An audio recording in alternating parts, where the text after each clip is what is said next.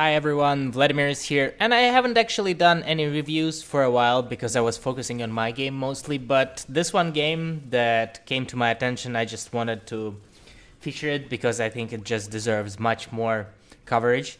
So this game you see is Rough Rush, which is developed by another Latvian studio here, and I just think it's a very good endless runner that takes place in a robot world.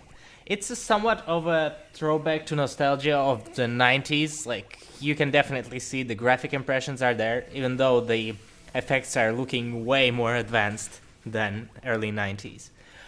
Anyway, Rough Rush features you driving a car in the robot world among those backgrounds with different machines, and you just have to avoid the obstacles and destroy the enemies, picking up the gears that are later used to upgrade your cars. And what I liked in the game is the car handling itself. Like the way you change lanes. I've been following the game for about a year, I suppose. I've played it a year ago, first time, and the line changing when you play the car, it wasn't feeling as smooth as it is now, but I just think the game made a lot of progress towards it. And this feeling when you change the lane and you barely dodged an obstacle is definitely there.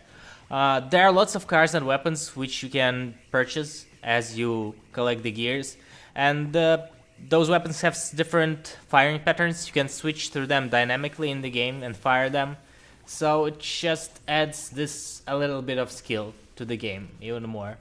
Also, when you crash into the robot and throw it into the wall, it just really feels great. This feeling is very satisfying, and this part is pretty polished. So overall, the gameplay itself leaves a very very complete feeling that the game is just feels right when you play it. But nonetheless, I think there are some drawbacks at the current state, namely the UI, and I think it just needs some work because it's easy to miss when you boost and you keep destroying obstacles. And when the boost is going to end, it's just really easy to miss the moment and crash into the enemy or into the wall.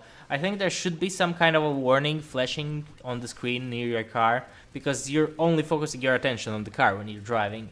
Also, other than that, you can't really trace, at least I couldn't find it, when the next repair is going to cost you in-game money like gears, and I've lost about $1,000 when I was doing those things, which is I think about 10 minutes of farming, but nonetheless it just left a bit of a bitter feeling. And the main menu just feels really weird because it's quite beautiful, but you'll know what I'm talking about when you download the game. You have to use one set of keys on the keyboard to navigate the menu panels, and then different keys to navigate the submenus, plus there is there's no mouse support, and it's just very hard to navigate right now. But nonetheless, I just think those things are relatively minor, especially for the game that is work in progress. And the gameplay just greatly outshadows the negative parts that are just not done yet. So overall, the game is free on GameJolt right now, and I definitely think that you should give it a try because it's a very good polished gameplay experience that when you get into controls, it just really clicks and just really works very well.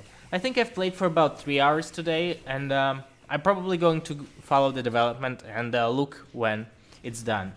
So yeah, thank you for watching. I'm hoping I'll be finding the hidden gems further on, and I will be trying to share the games that I find that I just enjoy and are maybe not so popular with you. So yeah, stay tuned, and I'm definitely hoping that I will be getting back to the videos. Meanwhile, I hope you have a great week ahead of you, and Vladimir is out. Bye!